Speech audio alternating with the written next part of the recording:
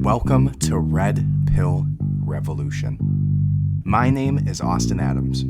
Red Pill Revolution started out with me realizing everything that I knew, everything that I believed, everything I interpret about my life is through the lens of the information I was spoon-fed as a child. Religion, politics, history, conspiracies, Hollywood, medicine, money, food, all of it. Everything we know was tactfully written to influence your decisions and your view on reality by those in power. Now, I'm on a mission to retrain and re-educate myself, to find the true reality of what is behind that curtain, and I'm taking your ass with me. Welcome to the revolution. Hello and welcome to Red Pill Revolution. My name is Austin Adams, and this is Red Pill Revolution episode number 8 today. And I'm so excited that you're joining me. Thank you so much. I truly do appreciate it. But today we're going to talk about some really interesting stuff. There was some updates. The whole entire first week of the Ghislaine Maxwell trial was this week. So we heard the opening statements in last week's podcast. This week we're going to talk about all of the updates. Day 2, Day 3, Day 4, Day 5. Then we're going to talk about Epstein's Black Book. Who was in it? There's a crazy amount of celebrities, royalty, some unbelievable weird ties to like modern or current events with people like Alec Baldwin being in the book. And even some crazy theories that Jeffrey Epstein is a clone, which came out of a little bit of research from that Black Book. But we're going to go over all of those names. If you want to follow along with that, it is on the Substack right now, redpillrevolution.substack.com. We're also going to talk about the Jussie Smollett trial, the Jussie Smollett trial, where Jussie Smollett allegedly... you'll find out more about it. But an update with that is that he said they had, with one of the people that he paid to basically beat him up, and you'll find out more about that in a little bit, but also admitted to cocaine-fueled bathhouse sexual escapades with the man, or one of the men, that he paid to beat him up. So is he a masochist? Obviously. But we're also going to talk about some things that Trump has said recently, and obviously talk about all of the updates from the Ghislaine Maxwell trial. So without further ado, let's get into it. Welcome to the revolution. And so the first thing I needed to do, though, is go ahead and click the subscribe button. If you're on YouTube, it's down there. If you're on your Apple iPhone podcasts, it's right on the screen there. So go ahead and press the subscribe button. The next thing I need to do, if you're on Apple Podcasts, go ahead and leave us a 5-star review. I would appreciate it so much. And go ahead and check out our merchandise. We have some sweatshirts, the Misinformation Mafia t-shirts, which will be coming in very soon. Go ahead and order those. We also have some Red Pill Revolution stickers, shirts, all of it. Pretty cool stuff. Check it out. And if you would like to donate to fuel the revolution, get me a nice, beautiful new microphone and some other things to help with the show, go ahead and go to givesendgo.com/redpillrevolution. I would appreciate it so much. So without further ado, let's jump into it. The first topic that we're going to look into today is the Jussie Smollett trial. So I guess there's been some happenings within that trial. There was some interesting information introduced recently that was that he actually had a mock beating up of himself by these two people that he paid. So basically, if you are not familiar with the Jussie Smollett trial, Jussie Smollett is an actor. He was in some shitty show nobody cares about, and what he did is he staged something to look as if he got beat up. What the narrative originally was, he got beat up by two guys with MAGA hats on, Trump supporters, and they put a noose around his neck and called him the N-word or something like that. Crazy. If that was true, it's horrible, right? Don't do that to people. But it wasn't true. He was lying. The whole thing was fabricated. He basically paid these two dudes to make it look like he was getting beaten up around this like street at 3 a.m. He was allegedly coming back from a subway at 3 o'clock in the morning, and two guys jumped out of a car and ran and beat him up. So it ended up being fake. He paid these guys $3,500 to fake beat him up, these two actors that I guess he worked with at some point in the past. But some of the key updates that have come out from the trial has been a little bit about why the cops actually kind of what piqued their curiosity surrounding him, besides the fact that nobody's going to randomly put a noose around your neck. But at least not in 2021. But some of the other interesting stuff, let's go ahead and watch this clip here and get some updates. A lot of people, myself included, were horrified. Absolutely. Just the circumstances and the way he told the story and this what he said happened to him sort of fit in with not a narrative, but a reality for a lot of people in this country since President Trump was inaugurated, that there is an atmosphere of menace and an atmosphere of hate around the country that made it possible for people to either readily believe or want to believe Jussie Smollett. Narrative. Yeah, you see he said the narrative before he said reality.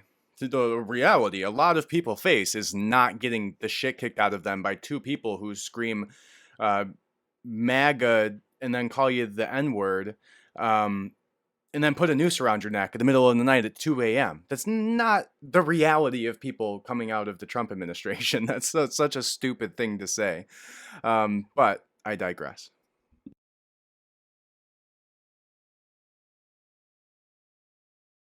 Beginning, as were many other journalists, by the way, not just me, by no stretch of the imagination, who we've all reported on hate crimes and hoaxes. New images of Jussie Smollett from the night he claimed he was assaulted by two men in an apparent hate crime. Police body cam video capturing the embattled actor at his apartment, still wearing the noose he says his attackers put around his neck. You want to take it off or anything? I do. I just want to see that. The video, part of some nearly 70 hours of surveillance, body cam footage, investigative records, and other images made public by the Chicago Police Department, authorities blurring faces. The alleged assault happening this past January, early in the morning after Smollett headed back to his apartment. The alleged attackers, now known to be these two brothers, who police say can be seen in a cab, allegedly heading to meet Smollett. More towards the light. And later seen walking down the street in this video. The supposed incident itself not captured on tape. Cops apparently became suspicious when Smullet didn't want to provide them cell phone records and things of that nature to help with their investigation. They quickly came to believe that he paid the Osenderos, I believe it was $3,500, to rough him up and frame Trump supporters in order to make Smullet look more sympathetic and gain attention. Smollett initially caught a huge break when the prosecutor unexpectedly dropped all charges. It was on March 26, 2019. Smollett was only expected to perform 16 hours of community service and forfeit a $10,000 bond. How did Smollett get himself such a great deal? Well, it helps to have powerful friends in your corner. As I reported when it happened, Kim Foxx, the state attorney who cooked up the deal, had, quote, been in contact with supporters and relatives of Smollett, including Tina Chen, a former aide to First Lady Michelle Obama. The relative and Fox ostensibly discussed getting the Chicago police to turn the entire matter over to the FBI, which Fox attempted in vain to make happen. Fox was supposed to recuse herself and file paperwork to do so, but then she didn't. She even stated publicly that there was plenty of evidence to proceed to trial and have him convicted. I guess her heart just wasn't in it. Thankfully, the public outrage, including from Mayor Rahm Emanuel and Chicago's chief of police, who were understandably outraged that their time had been wasted on this, forced authorities to reconsider. A special prosecutor got involved, and now Smollett faces 6 charges of disorderly conduct, class 4 felonies, for making various false reports to police. The Osendero brothers took the stand last week and confirmed that Jussie Smollett hired them to beat him up. They had worked as extras on Empire, and Smollett was friendly with them. They exercised together, they hung out, and they allegedly procured drugs for Smollett. Under cross-examination, the defense tried to argue that one or both of the brothers harbored anti-gay animus, which the witness vehemently denied. The defense also suggested one of the brothers might have been romantically involved with Smollett, but they denied that as well. This is all from reports of what was going on inside the courtroom. Unlike the Rittenhouse trial, there are no cameras, so we don't have footage of it, sadly. It's Smollett's turn to mount his defense beginning today. It is not clear whether his attorneys plan to call him to the stand. Normally, having your client testify is not a smart move for a defense attorney, but it obviously worked to the defense's benefit in the Rittenhouse trial, so we'll have to see. Smollett obviously deserves the opportunity to tell his side of the story, and the jury should not convict him unless they are satisfied beyond a reasonable doubt that he lied about what happened. But I'm pretty satisfied we know what's going on, to be perfectly stated plainly. Now, the thing is... All right, that's enough of that guy. But you see, one of the funniest things that I just saw there was the cops. They're walking around the kitchen after this happened, and the cop, he's walking around with this like white, it's not like a real rope that you would think about when you think of a noose. It's like almost like a cord, or like a really thin rope, completely white rope. And so the cop is just like, hey, man, you want to take that off or something?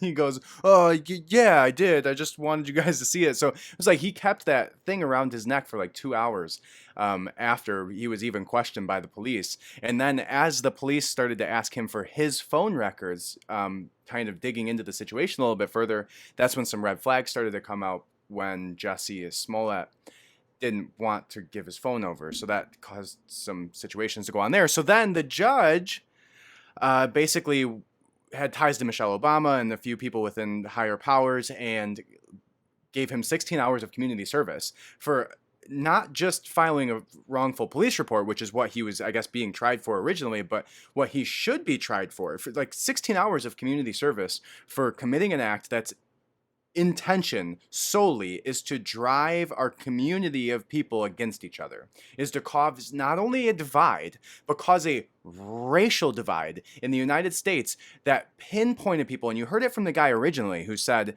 that it fit the narrative. Oh, I'm sorry, it fit the reality, but he really meant narrative, because that's what they were pushing, was the MAGA, racist narrative.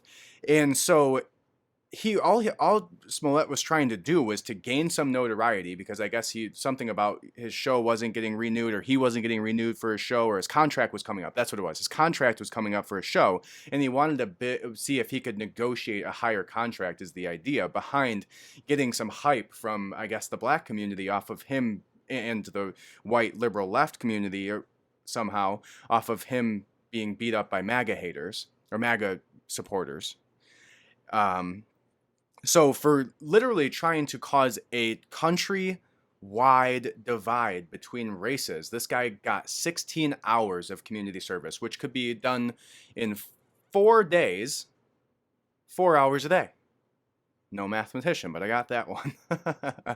So that is crazy for literally trying to incite some kind of racial outcry and uproar, which could have caused if this was true and happened, and could have caused on the back of the Rittenhouse trial, this is interesting, some type of uprising from the Black Lives Matter movement, which could have then caused somebody to go there to protect their community, which could have then caused multiple people to be shot in a self-defense scenario, right? And that's kind of the road you have to take with this thought process. Is this isn't just him filing a false police report and being a freaking idiot. This is him trying to incite racial violence, like a racial divide.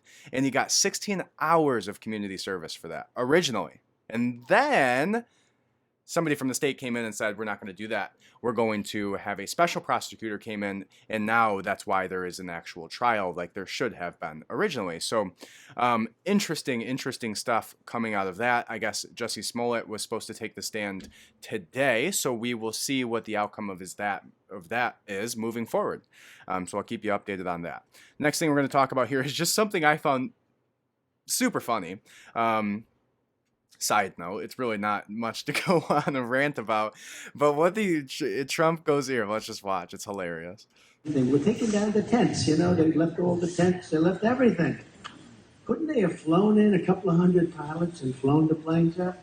And I'll never forget Millie saying to me, sir, it's cheaper to leave the equipment than to bring it. I said, well, you got a $50 million airplane, you got a $29 million gorgeous helicopter. We had every type of helicopter, many of them brand new, literally out of the box. 28, 29 million. We have 60, 70 million dollar planes. You mean you think it's cheaper to leave it there so they can have it than it is to fill it up with a half a tank of gas and fly it into Pakistan or fly it back to our country? You think, yes, sir, we think it's cheaper, sir. That's when I realized he was a fucking idiot. I'm sorry.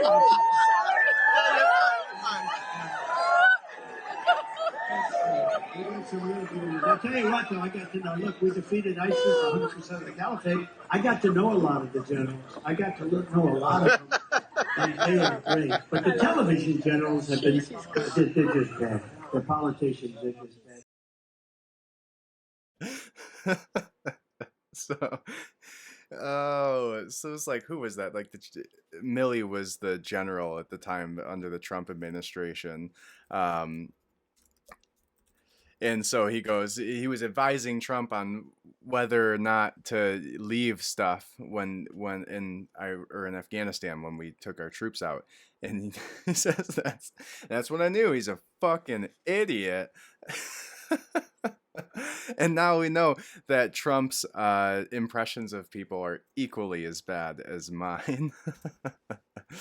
But anyways, I just thought that was funny. It looked like he was at some kind of dinner party or something. And he was an Army general who who served as the 20th chairman of the Joint Chiefs of Moving Staff. On, let's go ahead and talk a little bit about some of the updates from the Ghislaine Maxwell trial. So the opening statements were made. That was when we left off last week. So since then, we had the second day of the trial. And let's see if we can pull that up here. Now, if you want to follow along or you want day-to-day updates about the Ghislaine Maxwell trial, what you can do right now while you're listening to this is open up a separate browser and go to this website. It will give you daily updates on the Ghislaine Maxwell trial. They just released an article about Epstein's black book that was used in the actual trial, where it reveals tons of celebrities, royalty, presidents, elite people, and it's a super great breakdown. It has pictures of each individual person and then pictures from the actual black book. So go check that out, redpillrevolution.substack.com. Did I mention that it's our Substack? redpillrevolution.substack.com. And you can actually follow along with what we're talking about right here. So we're going to start in day 3, actually. We covered up to day 2 last time. So in the actual second day of the trial, I'll just read what this says here. The Ghislaine Maxwell trial continues for the third day, with the prosecution beginning their cross-examination of the alleged victim, going by the pseudonym of Jane. Jane is a prominent actor that lives in Hollywood. Now, they actually came out with who Jane was. I saw comments and stuff on YouTube and on some other Instagram pages who were actually saying who these names of these people of this Jane was. And I think that's pretty fucked up, to be honest. If this person wants to remain anonymous in this type of case, don't say their name, dude. Like, there's zero reason that you should be calling somebody out, even if you find a stupid Reddit feed where you can see who Jane was and based on the information and whatever, they figured it out. But there's no reason to call that person out. There's no reason to be commenting their name like you know something. Like, oh, I know who this victim was of this sexual assault. Like, oh, great. Way to go. Anyways, so there was speculation growing around that Maxwell's lawyers were trying to show discrepancies within the case in hopes of getting the charges thrown out. So they were trying to basically delegitimize some of the actual people that were standing on the bench during their cross-examination. And they were trying to allude to Jane using Epstein and Maxwell to get money for her tuition at the Interlochen Center for Arts, where Epstein himself went as a child and where he had a house within miles of as an adult. So the Interlochen School of Arts, or Center for Arts, is actually in Michigan, and it was gone to by a bunch of famous celebrities, including this Jane, and also Epstein himself actually went there. So he had a house, a mansion, obviously, very close to this place, and he would fly in there a lot, and he would basically recruit girls from the school, and by alluding to the fact that they're going to pay their tuition. Then, in the trial, the defense looks to discredit Jane by pointing out that she was an actor and played the role of a prostitute. So I'll actually read that because I think that was there's so many things so far within this trial that was so distasteful by this defense. I can see how Ghislaine Maxwell thought they were great to defend her because they're also obviously pieces of shit, or they wouldn't have taken this case in the first place. But also, you can just see it in the way that they're approaching this defense. All they've done so far is we talked about it last time, is try to gaslight the people on the defense, right? Or the victims. They were trying to gaslight their memories. They were trying to delegitimize the fact that, they were actually victims, and tried to allude to the fact that all they were there for was money. And we saw those in the opening statements last week when we had this podcast. So I'll, fill in the blanks yourself.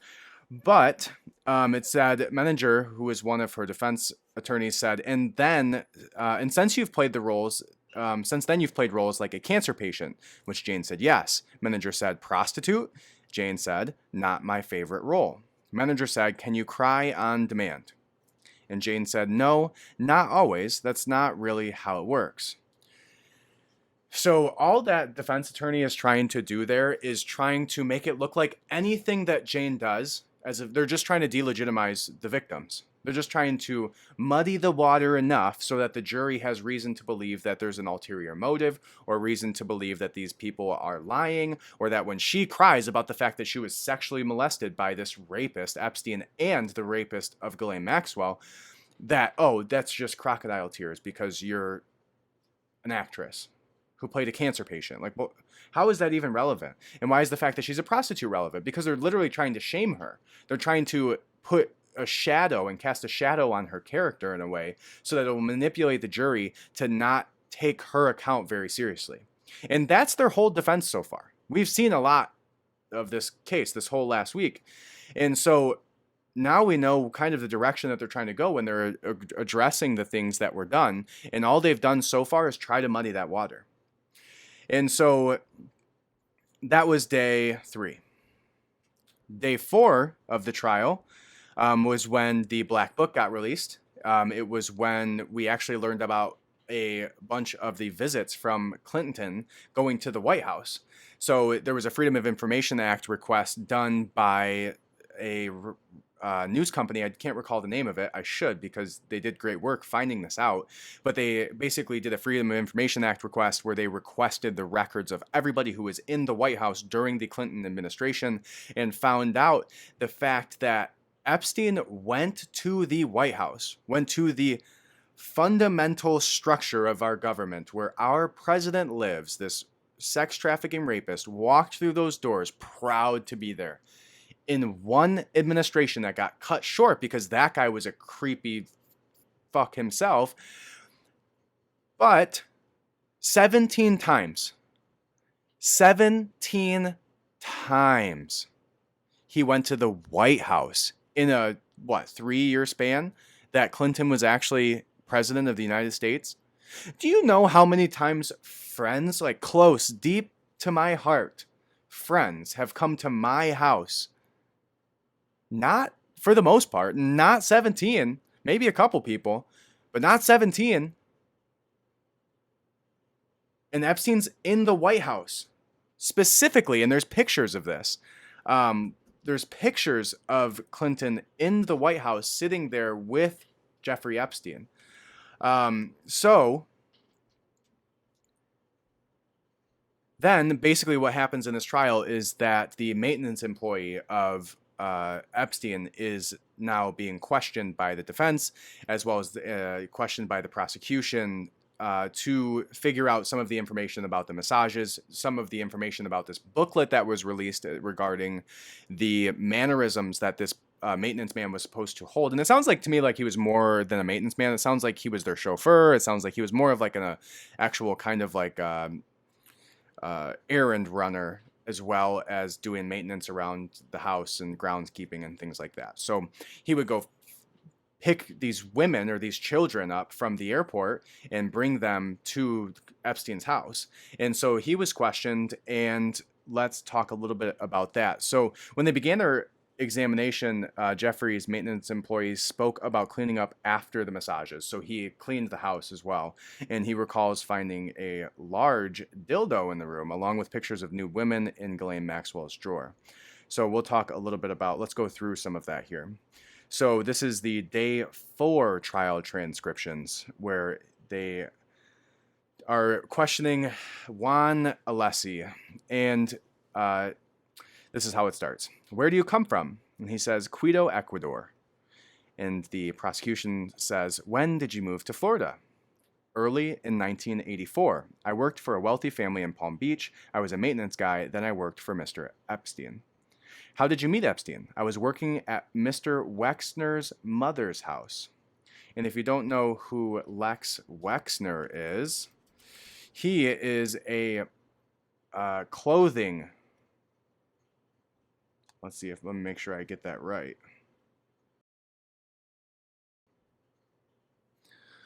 All right, so former companies held by L Brands, L Brands was Les Wexner's company. So this guy used to work for Les Wexner too, and that's a hard name to say. Les Wexner owned a bunch of companies like Victoria's Secret, who'd imagine that, Bath and Body Works, I believe it was Abercrombie and Fitch as well. He owned... Lane Bryant. He owned Express. He owned Flagship, The Limited. And let's see, what else? Okay, anyway, so he's obviously a super creepy guy. He got all these young models, and he was accused himself and was in the Black Book of Epstein and was tied to actual sex trafficking as well and accused of all of these crimes on women too. So a weird association that he's getting sent from that guy to Epstein, and now that he's actually talking about this stuff. So who knows what this guy actually knows, coming from both of those and having that be his network. So they then go on to say that who is in this photo, says Mr. Jeffrey Epstein. And the prosecutor goes on to ask him, when Mr. Epstein was in Palm Beach, where did you sleep? He said, I had a room there. Who else worked there? I brought my wife to help me and other girls. How did things change when Mr. or Mrs. Maxwell got involved? Things were less cordial, less conversational. I was not allowed to see Mr. Epstein anymore unless he asked me questions. Mrs. Maxwell said, don't even look at his eyes. Look at another part of him. And that was, I believe, in the booklet that they had. So then they pulled up the blueprint of the house rules and a blueprint of the actual house. So he says, what is this? And he says the second floor. And then he continues to go on and ask if Mrs. Maxwell slept in the Palm Beach house, to which Maxwell's defense says objection. And the Judge Nathan says it's allowed. Alessi says she slept in Mr. Epstein's bedroom. He said, how many times did you see females by Mr. Epstein's pool? Alessi said hundreds. He said, how often were they topless? Alessi said 75% of the time. And he said, how about Little St. James? He said, I was on a cruise with my wife, and they picked us up and showed us Little St. James. Or Little St. Thomas, I'm sorry. He said it was huge. Then talks about the booklet of instructions. He said, this is Maxwell's lawyer questioning Alessi now. He said, when you left, didn't you have this in your possession? He said, no, I did not. But this booklet was created after you left, but at least by the date on it, Maxwell's lawyer said. We object to 606. He identified the pages, said the prosecution. Judge Nathan said, I'm overruling the objection. 606 is admitted, being this booklet. And then he says, do not discuss, what does the instruction say? Alessi said, do not discuss your personal problems with guests. It says in this one, it says respect their privacy. There's a difference to the Jeffrey Epstein and Ghislaine Maxwell telephone. Or there's a reference. What were they? Alessi said, books with hundreds and hundreds of women, directions and addresses. They were 2 inches thick, full of names. For some reason, they were turning away from the 2 black books, at least now. This is the account from who was actually in the room. And they say, what does it say? It says, place the directory to the right of the phone. All right, so what continues on in here is they basically question Alessi about the pictures that he saw in the room, about where they slept. He was questioned about what he did with the sex toys when he found them, including, I guess, like a big, huge, one of the, like, big vibrator wands. So he said that he would put the vibrator wand on Epstein's counter and he would put the large dildo in Ghislaine Maxwell's room, and that's what he would do with the supplies when he left there. Then they go on to talk about the pictures that he saw. And the pictures that they saw was a picture with Ghislaine Maxwell and the Pope. The literal Pope of the Pope was on a picture in Ghislaine Maxwell's and Jeffrey Epstein's house, right outside the door of this area, I guess. And then there was pictures of Trump and pictures with Fidel Castro. So the Pope, the literal Pope, Donald Trump, and Fidel Castro. But a picture with Fidel Castro, which maybe not interestingly enough, maybe the correlation's actually there. But we'll talk about that later. They also talk about the things that he would see in the next day. So the next day, on day 5, what happens is they bring in the actual massage table and show, as soon as they bring in the massage table, the defense actually objects to the fact that there's actual semen on the massage table when it's brought in. So obviously they didn't have enough time to clean this up, or enough self-respect to even clean this up from Epstein and Maxwell's perspective. But they bring this in, it has semen on it. The defense objects to the fact that this is even being presented because they say it's going to make people bias. The prosecution says that it's important, basically, and the judge allows it. They move on. All right. Then what ends up happening as well is they further the questioning of Alessi. The massage tables are brought into the courtroom. Maxwell's attorneys continue to call the victim. So the same way that I talked about it was bullshit, how people are calling Jane her actual name online and commenting just to help other people and spread the word of who this victim was. The actual defense was doing it. The defense attorneys was calling these victims by their names. They said multiple times after being instructed by the judge not to do so. And it clearly pissed off the judge to the point where he calls the defense and the prosecution over to the table, and they have to have a discussion over it specifically for about 5 minutes. Now, the next thing that happens is they bring in these outfits that were to be worn by the underage girls brought into the house, and they were a schoolgirl outfit. They argued over the fact of whether that should be allowed or not, and it was allowed, which this judge seems to be allowing basically everything that's been presented, which I am happy for.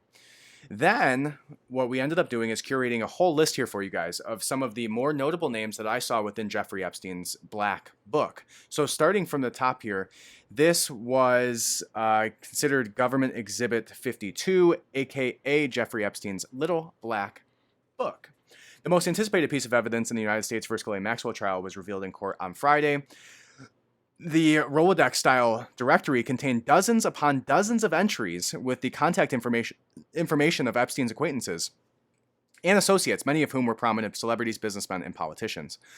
Below, you'll find a list of names to the corresponding pages, and I put this together, and it's also right there on the Substack. So this is all free. You can go see all these names. You can see their pictures. You can see the unredacted information, the actual pages from the Black Book, and go check it out yourself, or just follow along.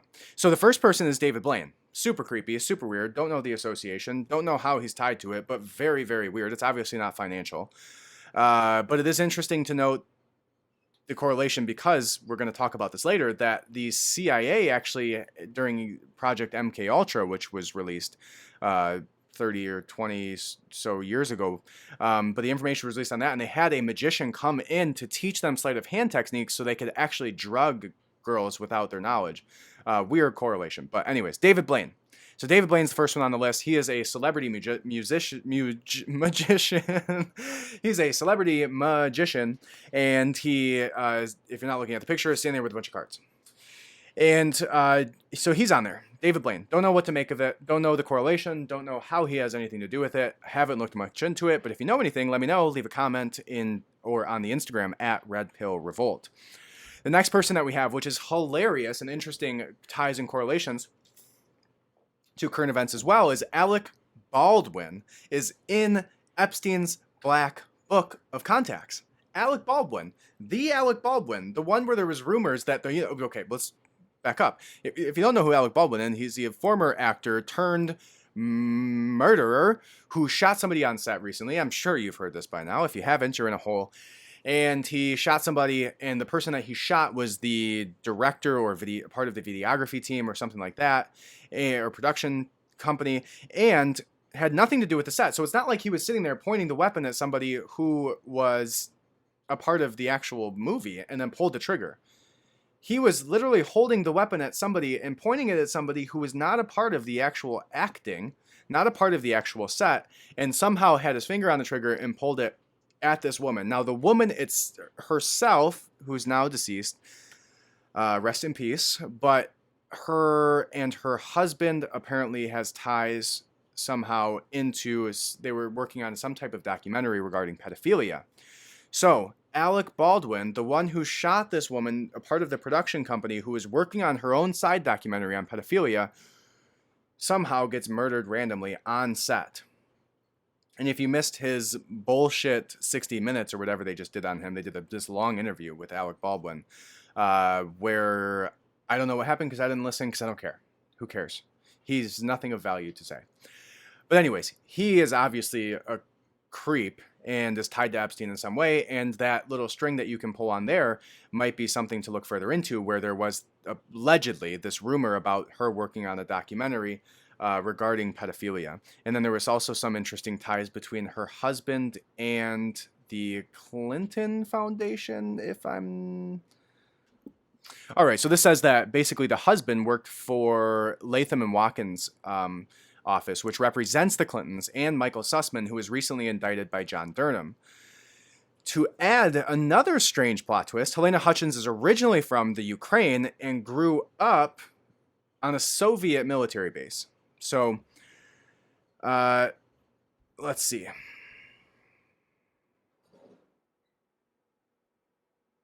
And she was previously an investigative reporter, and her husband is a mergers and acquisition lawyer for that company that worked with the Clintons. And Alec Baldwin, let's see. Just when you thought the story couldn't get any weirder, it has now come to light that the woman that they shot was representing Michael Sussman. We just talked about that. All right, so that was it. Nothing crazy. Yeah, he worked as a lawyer for a company that the Clintons represented. So I don't know if there's too much there. But maybe not.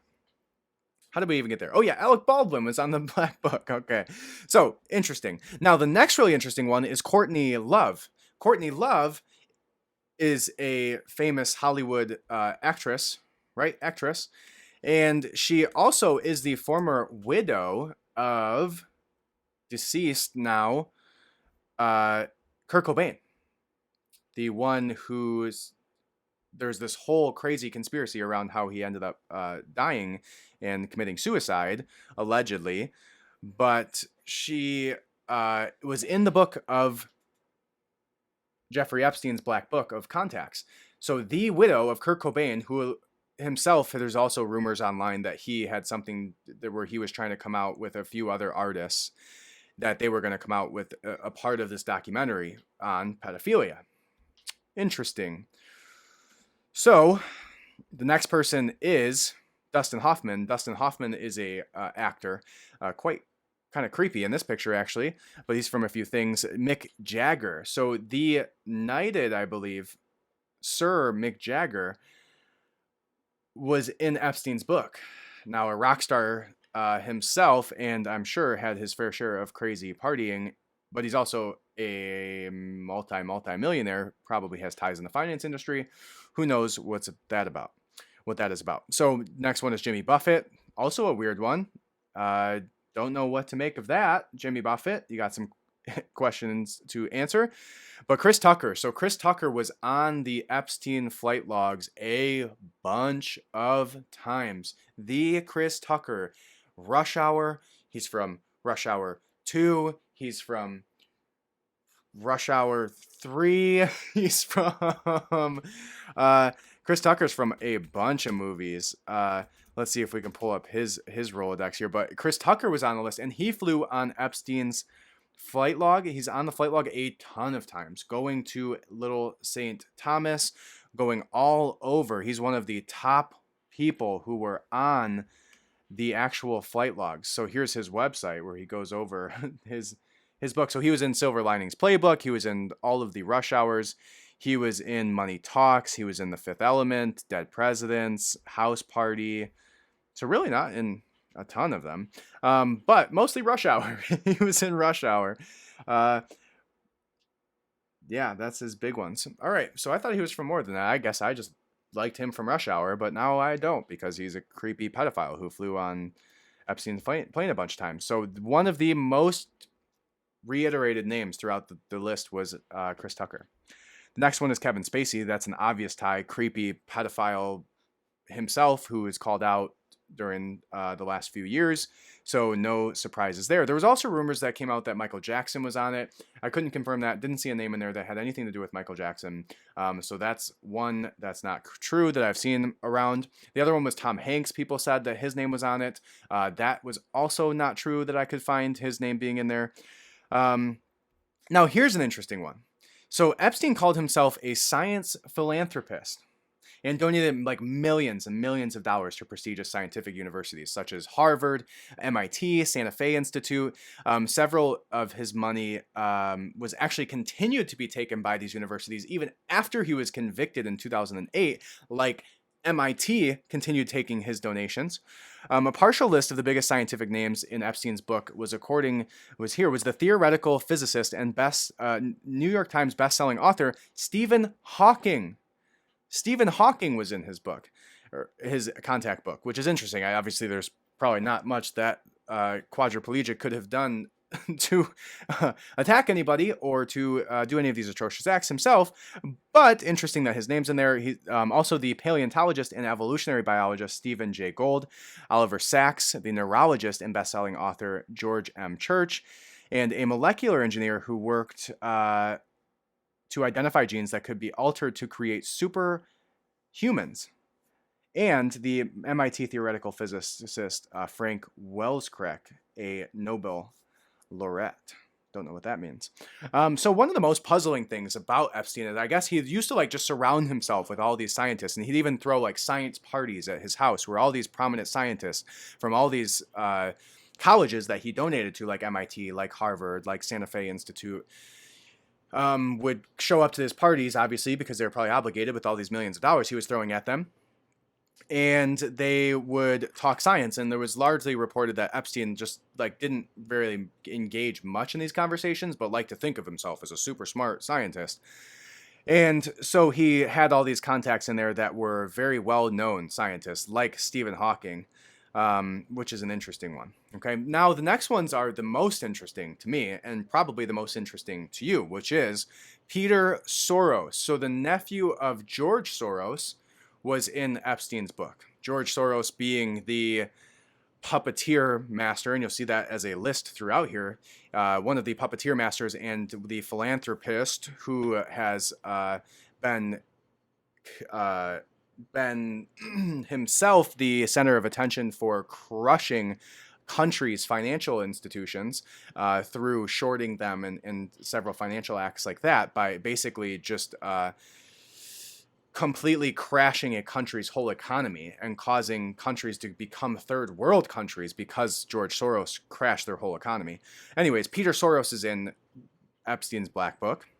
David Rockefeller. So the David Rockefeller, the grandson, I believe, or son of Rockefeller Foundation, John Rockefeller, right? Is it John? John Rockefeller. And he is in there. So I could see there's been a lot of, there's like, if you go search some of those last names, you'll see that they're mentioned places. You'll see that it says, Kevin Spacey, Epstein's Black Book. Just search that. You're going to see a bunch of articles. I searched David Rockefeller and Jeffrey Epstein Black Book, and nothing came up. Nothing came up besides a single article.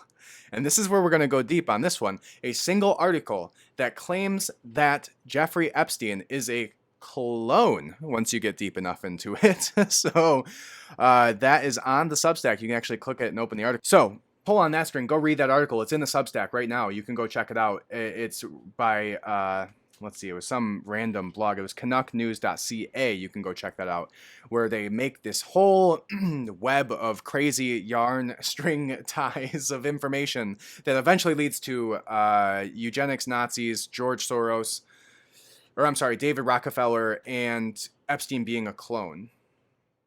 And there's also a YouTube video that you can watch there where allegedly a cop questions Jeffrey Epstein about his egg-shaped penis that is small at the top and gets bigger as it goes on to the base, which is something this article claims means he could potentially be a clone, I guess. So go check that out. It's on the Substack. It's right on the Black Book Revealed article that we're looking at right now. So go check that out. Let me know what you think. Moving on, Mike Bloomberg. So Mike Bloomberg, the Bloomberg News, Mike Bloomberg, the billionaire media mogul, Mike Bloomberg, the presidential candidate, Mike Bloomberg, was in Jeffrey Epstein's Black Book. Now, again, I don't know what to make of that specifically, but it's an interesting tie. If you're the president or running to be president, which is interesting following this one, you probably don't want to be in Epstein's contact book. Now, there was something back about Courtney Love, where Courtney Love stated that she didn't know anything about why her name was in his book, and that there was something about how he loved to get the phone numbers of celebrities. And so maybe that's all this is. And maybe all he wanted to do was make it look like he's cool and knows all these people. But probably not. So Mike Bloomberg was in there, media mogul, billionaire. Pull on that string. The next one is an interesting one. And it's more interesting because there's multiple people that are on this. And I've seen people try to defend this like crazy online. And you might be one of those people. And I understand your viewpoint. I get it. It's not a good look, and but that's okay. And we have to look at all of this stuff objectively, and we can't just shield our eyes to the possibility of who is in this book and what the implications of those names are and what those ties are. So without further ado, the Trump family, not just Donald Trump, the Trump family, including his former wife, Ivana Trump, and his daughter, Ivanka Trump, was in Epstein's Black Book of Contacts information. Why? Now, it is interesting to note, too, that Alessi, the maintenance man that we talked about earlier in this podcast, said that he did see a picture of Epstein with Trump. He also stated that he saw, and also within the flight logs, Trump was on the flight logs flying. So here's what the defense is from people who are defending this, just to give you that side of it, is the fact that, he was only on the plane once, and it was not going to the island, it was going to New York. And apparently during this exchange where his plane wasn't working, and he used Epstein's plane, and he flew to New York with it, not a good look, man. Not a good look at all. And also kind of weird that your wife and your daughter have their contacts with Jeffrey Epstein. And how old was Ivanka when this came out? I mean, she's probably, 30 now? Around there? 30, late or early 30s, I mean. So, this came out. I mean, there's names in here from back 10, 15 years ago. So hopefully this wasn't a phone number for her when she was, in her earlier years. But I know there's lots of speculation that Ivana was a part of helping recruit with Ghislaine Maxwell. There was a picture that came out with Ivana being in a car, I believe, with Ghislaine. And a lot of some of these accounts, and there's a little bit of fog around Mar-a-Lago, which is owned by Trump. So I don't know what to make of that. There is enough smoke here for the potential to be fire. I mean, you can't just close your eyes to that. You can't just say, he went, his wife and his daughter is on there. There's pictures of Ivana with Ghislaine. And Ivana is Galana. That's a mixture of Ghislaine and Ivana. But Ivana was a international supermodel as well. So interesting to know. Again, I'm not claiming he had any sexual relations with any of these women or children. But there's a lot of smoke there, and it's something that you should probably address. And if you're closing your eyes to that, maybe you should ask yourself why. It's hard to defend. Yeah. I mean, I get the fact that he never flew to the island, and it's not like he was Clinton, who was having Epstein literally come to his house 17 times within a few years, and he wasn't going to the island like Clinton was, and he wasn't on the logs, 26 times like Clinton was. So that's obviously, there's fire there. This is smoke. So there's not anything that we can make of this. Bill Clinton absolutely was a part of these atrocious acts. I don't see how you can turn that any other way. And obviously this is an opinion. I don't know that for a fact, but 26 times you flew on that plane. 17 times you had him to the White House, specifically in like a one-on-one situation. But he wasn't in the actual Black Book. Now, the next one is another interesting tie to the current events, which is Andrew Cuomo was fired. And maybe that's an interesting, even more interesting now that his name was revealed in this book. But Andrew Cuomo recently fired from CNN for allegedly basically using his abilities at CNN to poke and prod to try to get his brother out of his sexual harassment claims trial, which Cuomo actually dealt with himself. But Andrew Cuomo's in there, and he was recently fired, and he's had sexual harassment claims in the past.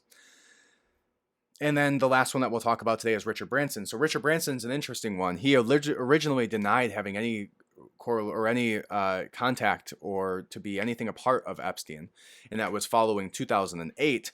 But Richard Branson himself has an island very close to Little St. James, or Little St. Thomas. Why do I keep saying James? Must be an island out there called Little St. James. But Little St. Thomas, Richard Branson had an island right by it, like really, really close.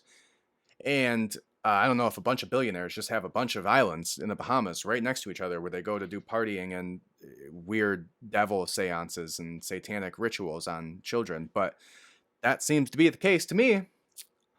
Anyways. Richard Branson was on the plane. He claims he didn't have any contact with Epstein, but there is also information that came out that he was at Epstein's island at one point and also held a sex cult at his island. Nexium, I believe, was the name of this sex cult that he hosted a party for on his island. And then there was pictures that correlated him with Epstein as well. So there is your Epstein Little Black Book, and that is what we have for you for the Ghislaine Maxwell trial today, which actually further went on today, and we will go into more information about that next week when we cover this week's trial. But now we're going to move into a little bit of information regarding the CIA and their history and their little black book of secrets, talking about little black books. So something interesting to know about the CIA was formed after World War II. So the CIA came as a result of World War II. Now,